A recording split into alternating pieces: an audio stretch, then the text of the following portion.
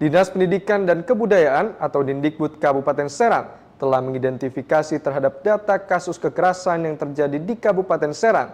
Berdasarkan data dari Dinas Keluarga Berencana Pemberdayaan Perempuan dan Perlindungan Anak atau DKBP 3A, terdapat 82 kasus kekerasan. Dindikbud Kabupaten Serang mengidentifikasi data kasus kekerasan. Dari 82 kasus kekerasan, 7 diantaranya terjadi di satuan pendidikan, baik formal maupun non-formal. Kepala Dindikbud Kabupaten Serang, Asep Nugraha Jaya mengatakan, pihaknya menyambut baik kunjungan kerja yang dilakukan oleh Komisi 10 DPR RI. Menurutnya, tindakan kekerasan di lembaga pendidikan merupakan ancaman bagi masa depan negara. Kekerasan di lingkungan pendidikan bisa terjadi baik dari anak ke anak, guru ke anak, dan masyarakat yang ada di sekitar anak. Menanggapi soal 82 kasus kekerasan yang tercatat di Kabupaten Serang, Asep mengaku harus di-cross-check terlebih dahulu, khususnya kasus yang dilakukan di satuan pendidikan.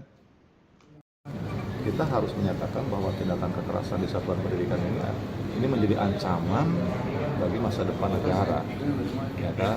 Karena bibit-bibit ketidakbaikan, bibit degradasi moral dan segala macamnya itu harus menjadi perhatian kita semua. Saya sampaikan tadi dan juga disambut oleh salah satu dari anggota DPR RI bahwa kekerasan di lingkungan satuan pendidikan itu kan bisa terjadi mulai dari anak ke anak, terus lagi guru ke anak, dan masyarakat di lingkungan sekitar ke anak, atau juga mungkin sebaliknya, karena kondisi-kondisi yang tentunya ini muncul dari dampak berbagai hal yang sekarang muncul di masyarakat. Nah, kedatangan DPR RI Komisi 10 ini mudah-mudahan memberikan penguatan untuk hal-hal yang berkait dengan bagaimana tindakan pencegahan yang harus dilaksanakan. Mulai dari bagaimana menguatkan personil yang ada di sekolah dan bagaimana memberikan pemahaman kepada masyarakat atas tindakan-tindakan kekerasan yang terjadi di sekolah ini. Begini, identifikasi kasus itu tentunya kan bisa dibaca di aplikasi yang ada di DKBP 3A, yang namanya aplikasi Simponi. Kalau di Dinas Pendidikan memang kita tidak memiliki aplikasi, dan ini berdasarkan laporan-laporan yang disampaikan kepada masyarakat.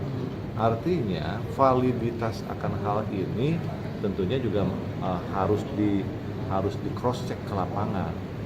Jadi data yang disampaikan berpotensi tidak valid juga, Pak. Yang mana?